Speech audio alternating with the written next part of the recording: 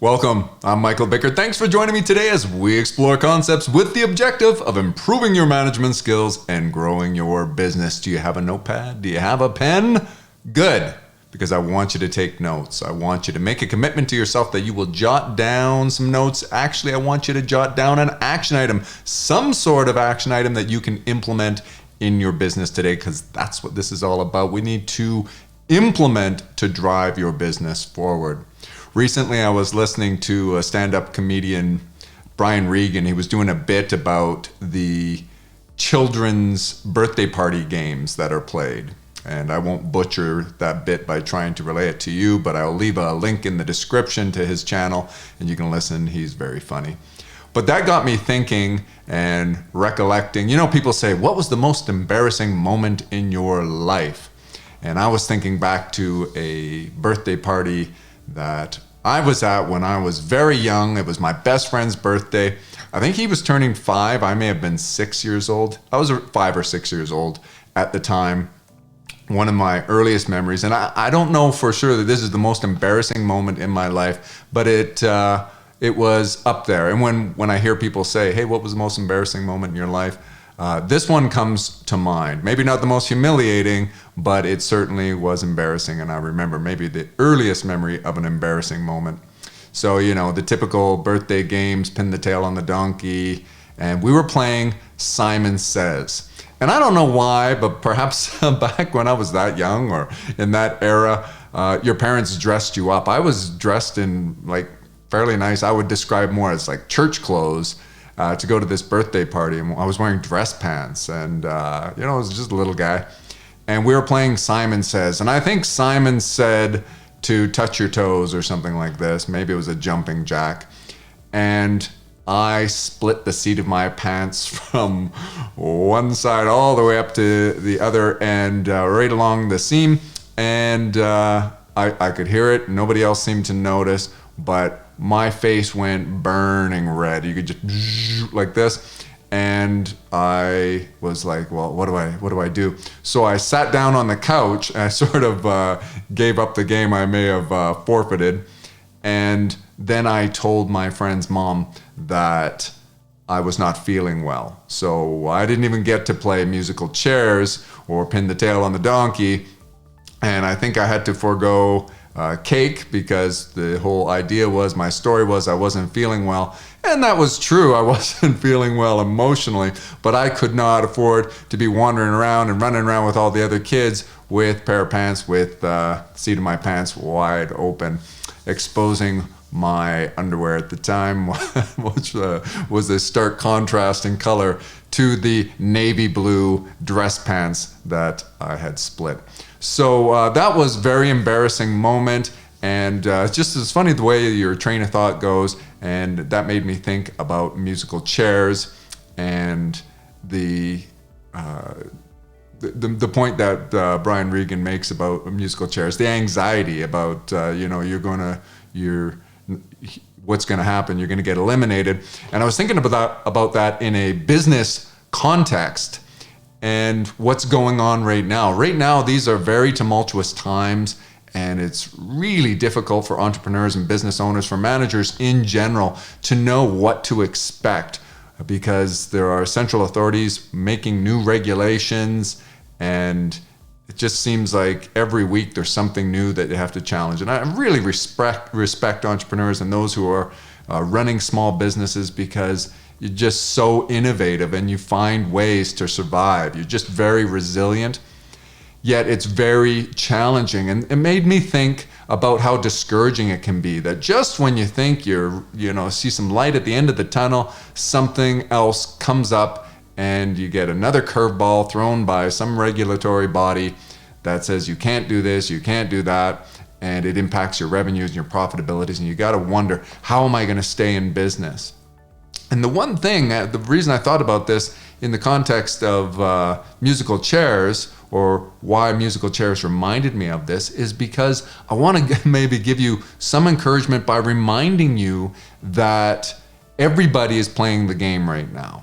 And I understand that you compete against in some way. I hope you understand that you compete in some way against the very big companies, almost regardless of what industry you're in. All the ones I can think of, there is a major competitor out there, whether we're talking about retail or healthcare or agriculture or any industry. There are some really big players, and those guys don't seem to be as affected or adversely affected as much as the small guy. Perhaps they have deeper pockets, perhaps they are public companies and they are running on other people's money, and with the stock market going crazy, some of these businesses, their share prices are going up and they have seemingly bottomless pit of money to with which to operate, and you don't necessarily have access to capital, unlimited capital. Nobody really does, but you understand what I'm saying. All of you operate against the big players, but I want to give you some encouragement that even the big players, but certainly all the small and medium-sized businesses, are facing the same challenges as you. They're not as nimble as you are to be able to make some of these pivots and changes that will allow them to operate within this environment of rapidly changing regulations and so on. But the thing is, the chairs keep getting removed. And what's going on, as tragic as it is, and I don't want to make light of this because I feel awful about this. I truly do. It's not because I'm such a empathic and nice person that I feel bad about this. It is just definitely a negative for all of us that businesses are failing, that there are small players out there, people with their life savings in businesses, and they are going out of business. They are dropping, and they, in the proverbial game of musical chairs, they are standing when the music stops, and they're losing their livelihood. And that's awful. But for you, because it's sort of a dog-eat-dog world, you know, when you entered business, that is what it is all about. You know, you've got to compete. You've got to be strong. Only the strong survive. And that is a good thing, actually. We want weak businesses to go under. The opposite we do not want to do. We don't want to bail people out. We don't believe in that. That's not the entrepreneurial way. And that doesn't actually bolster an economy and improve our society and everything. So when you think of yourself and you get discouraged, just remember everybody else is in this, and all you have to do is be quicker to get that chair when the music stops. Or choose your analogy. I recently wrote, well, it wasn't that recent actually, I wrote a blog post, a business article, in which I referenced that old joke about the bear, the grizzly bear that comes into the camp, and the two campers are there, and the one guy starts putting on his running shoes and tying them up, and the other guy says, "What are you doing? You can't outrun the grizzly bear." And the guy said, "I don't have to outrun the grizzly, I just have to outrun you."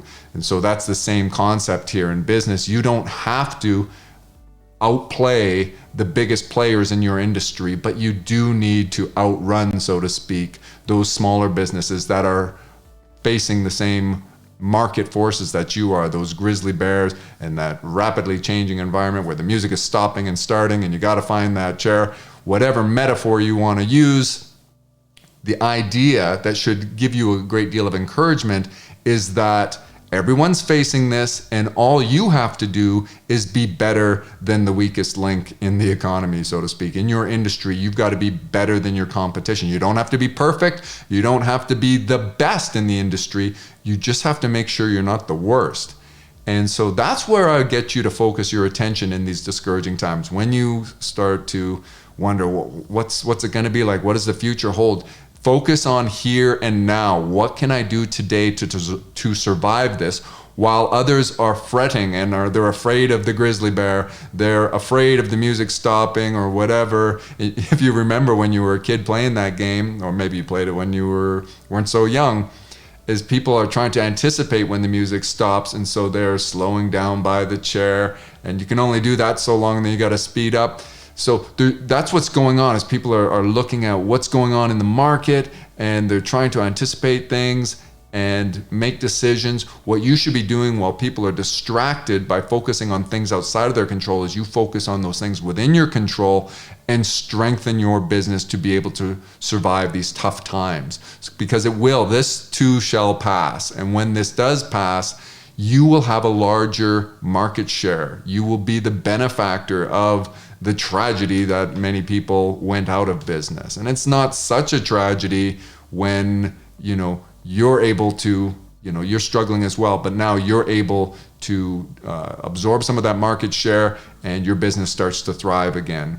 So the underlying message is to not be discouraged and not focus too much on the future. Of course, you want to have a strategy. You want to plan, but you want to, in this rapidly changing environment, be very nimble and take advantage of the fact that you can make decisions and you can execute quickly where some others may not, and that you need to take advantage of your effectiveness where you focus on now while others are focusing on too much on the future and things beyond their control.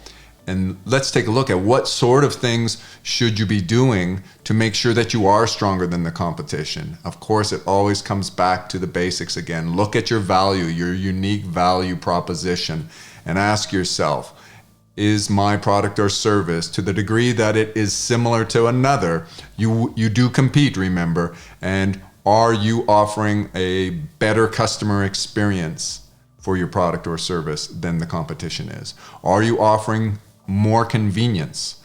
Are you offering better quality? Are you offering better pricing? Overall, you're looking at the value. Is your product or service affordable? What can you do to modify one of those things? Where are your competitors most vulnerable? And what will help you to better be positioned when the music stops? And another really important thing to look at is your expenses. Do you have some fat in your expense reports that you could trim a little bit? Where are you maybe spending some money that is unnecessary and it was more luxury? Sometimes you have to cut back on some benefits, and especially if they're benefits to yourself. You want to be careful when anytime you're adjusting benefits or remuneration to your team, because you can't afford to lose your best players that are helping you stay in business, because that's another one of the things that can keep you in business while others are going out of business, is you've got great people to rely on. So make sure you keep your people happy, your best people. But are you, speaking of people, do you have too many on your team? Have you expected business to rebound faster than it did and you may need to lay some people off? That kind of thing. Give some thought to your expenses. Take a look, pour over it. Now's the time to, maybe you're not as busy as you once were. And again, if this doesn't apply to you, if you're busier than ever, that's great. You always want to be looking at these things anyway, but I'm speaking to those people who are just beside themselves with everything that's going on right now and all the changes, and you're noticing that you may see the writing on the wall. You're like, I don't know how long we can survive for. Take a look at your capital and make sure that you are leveraging it to the greatest degree possible. Make sure that you're deploying your resources in those areas where you get the best return on your investment. So we've talked about looking at your value equation. We talked about trimming the expenses wherever is necessary. And what I would advise you to do when it comes to those expenses is trim expenses in a way that even if it was booming, you'd be glad you did. So those things that if you needed to increase your capacity and things were booming, that you wouldn't want to trim, you'd want to invest in, don't go to those first. Make those the very last things that you cut back on, because to the extent that I'm correct and you are going to be able to absorb some of the market share, you're going to be able to increase your market share, absorb some customers from failing businesses, you want to make sure that you have ability to increase your capacity. So you don't want to trim areas that affect your capacity negatively. But look at those things in your expenses that you could trim and you're glad you did, like you're shopping your insurance, for example, and you find a way to save a little bit of money. Any example I give you is not going to be really a revelation right now, and you're going to go, oh yeah, that's what I need to do. That's the area right there that I can trim and everything will be fine.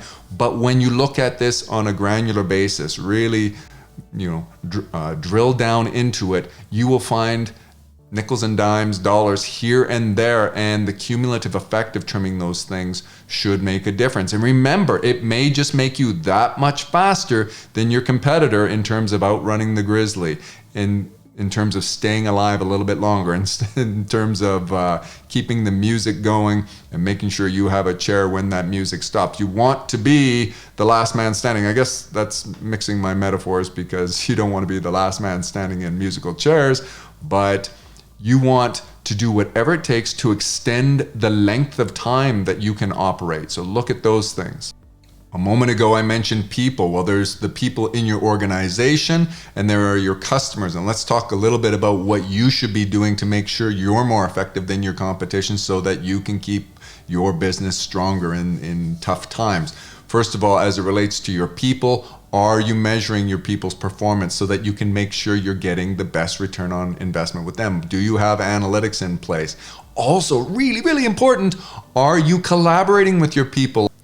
Are you decentralizing your areas or your well to which you go and draw ideas for creativity and innovation and that kind of thing? Are you making the most of your people? Remember the 8th form of Muda, don't waste your people's creativity. They can give you from their minds, and there are many things that people can do outside of their ordinary job responsibility. So have you got mechanisms that people can readily and easily give you ideas that will help you survive? This is the time to implement those ideas. It's like, nothing's a stupid idea, nothing's a stupid question. I want to put a mechanism in place where everybody can, the communication flows very easily, and we can decipher the best ideas, we can evaluate the best ideas, and we can put them into play. So that's what I want you to do with your people. Decentralize, create that mechanism through which you can get ideas from everybody and have everybody contributing in any way they possibly can. And then what about your customers? Of course, you can do that same concept with your customers and get feedback from your customers. You definitely want to do that. You want to make sure that you're listening to your customers. If you've heard complaints about something that you haven't addressed yet, you better do that now. Otherwise, that music is stopped and your competitor hasn't got that problem and you do, you're going to be in trouble. So make sure you listen more than ever to the customer feedback. And if you haven't taken the time to go and figure out ways to get feedback from your customers, do that now. Also, as it relates to your customers, what about your customer relationship management? Are you nurturing your leads? Are you allowing for prospective customers and conversions to go cold because you, during the boom times, you got complacent and you were too used to things just happening organically, and people were coming in and you were getting lots of business and it felt really good. Now you're noticing things are slowing down. This is the time. Make sure that you strengthen your follow-up skills and your customer relationship management strategy and practices. So when it comes to people, look at these strategies.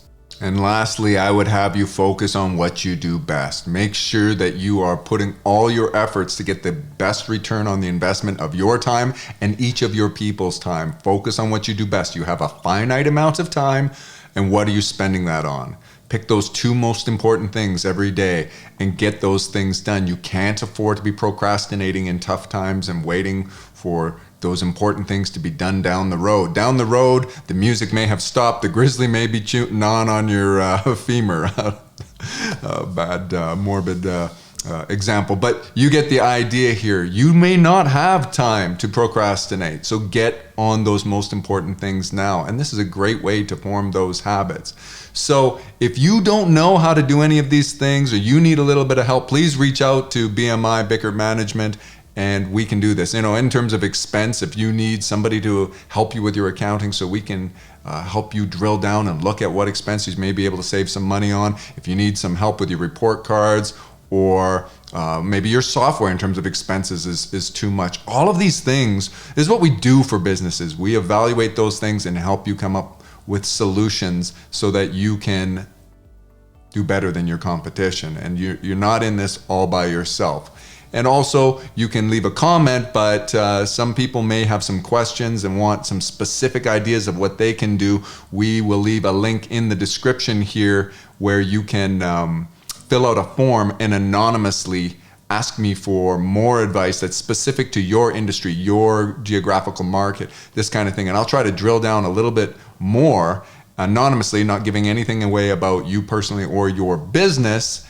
And hopefully that'll be another thing that you can do, because the more you know, you should be able to outperform your competitors when they have knowledge gaps.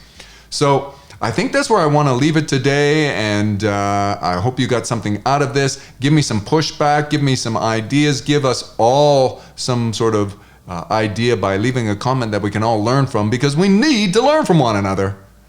Perpetual refinement.